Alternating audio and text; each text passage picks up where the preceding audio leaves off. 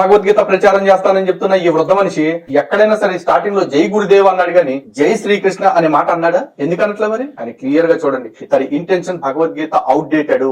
ఇప్పుడు లేటెస్ట్ ఏంటి అంటే ముస్లింలు రెగ్యులర్ గా చెప్పే మాట ఖురాన్ అనేది అంతిమ దైవ గ్రంథం అని చెప్తారు, అంటే అప్డేటెడ్ వర్షన్ అని చెప్తున్నారు. ఇదే ప్రచారాన్ని చేస్తూ చాలా చోట్ల చాలా స్వచ్ఛంద సంస్థలు భగవద్గీత నేర్పుతా ఉంటూ కళాశాలల్లోకి స్కూళ్లలోకి వెళ్లి చాలా మంది ఆడపిల్లలకి మగపిల్లలకి కూడా ఇదిగో భగవద్గీత చాలా గొప్ప గ్రంథం, మీరందరూ కూడా నేర్చుకోవాలని చెప్తున్నారు. అయిపోయిన తర్వాత భగవద్గీత నేర్చుకున్నారు, కానీ అది భగవద్గీత ద్వాపర యుగానికి సంబంధించింది. It's an outdated book. Now the very recent book and the updated book is Quran అని చెప్పేసి వాళ్ళని ఖురాన్ చదివేలాగా ప్రేరేపించడమే కాకుండా కొన్నాళ్ళకి ఈ ఖురాన్ నే మనం ప్రాక్టీస్ చేయాలి, అలా ప్రాక్టీస్ చేసే వాళ్ళతోనే జీవితాలు పంచుకోవాలి అంటూ లవ్ జిహాద్ కూడా గురి చేస్తా ఉన్నారు. అలా చేసే వాటిలో మీకు ఎక్కడా కూడా ముస్లిం పేర్లు పెట్టుకున్న సంస్థలు కనిపించట్లా. కొన్ని చోట్ల అరైజ్, కొన్ని చోట్ల రైజ్, కొన్ని చోట్ల హోప్, కొన్ని చోట్ల హెవెన్, కొన్ని చోట్ల అవేక్, ఇట్లాంటి పేర్లు పెట్టుకుని భగవద్గీత నేర్పిస్తామంటూ వస్తున్నారు.